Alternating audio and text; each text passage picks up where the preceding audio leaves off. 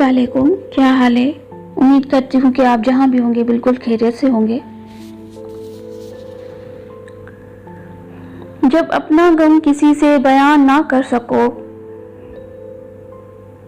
جب اپنی کیفیت کو خود کی نہ سمجھ سکو،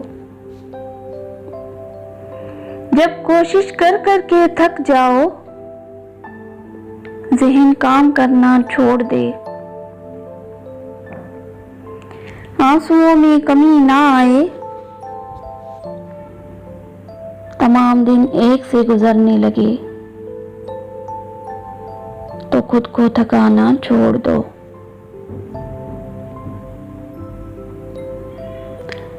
کبھی ایسا ہوتا ہے بعض دفعہ کہ ایسے غم میں مبتلا ہو جاتے ہیں کہ ہم کسی سے بیان نہیں کر سکتے، اور صبر کر کر کے ہم تھک جاتے ہیں، مسئلے کا حل نہیں نکلتا، تمام دن ایک سے گزرنے لگے، تو خود کو تھکانا چھوڑ دو، سوچوں کے گرداب کو جھٹک دو، اپنا آپ حالات کے حوالے کر دو،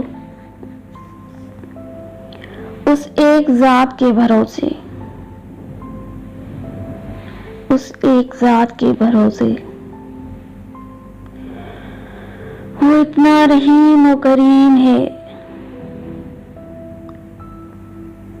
وہ اتنا رحیم و کریم ہے کہ اس پہ بھروسہ کرنے والے کو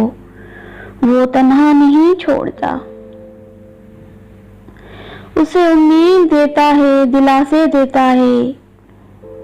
اپنے ہونے کا یقین دلاتا ہے، مشکل میں ڈالتا تو ہے، پر خود ہی اس مشکل سے نکلنے کا وسیلہ بھی بن جاتا ہے، امتحان لیتا ہے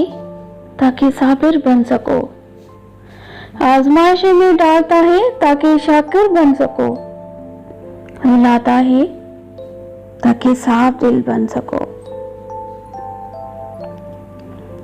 جب بھی کرواتا ہے، چپ بھی کرواتا ہے تاکہ یقین رکھ سکو،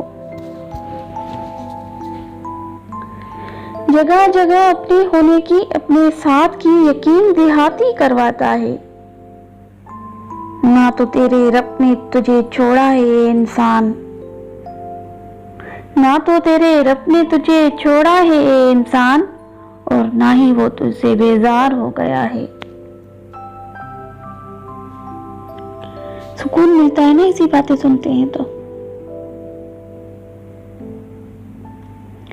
اور وہ چنتا انہی کو ہے جن کو وہ اپنے قریب اور خاص بندوں میں کرنا چاہتا ہے۔ پھر غم کس بات کا ہے انسان، پھر غم کس بات کا؟ یہ بات بھی کتنا سکون دیتی ہے کہ ہمیں روتے ہوئے میرا رب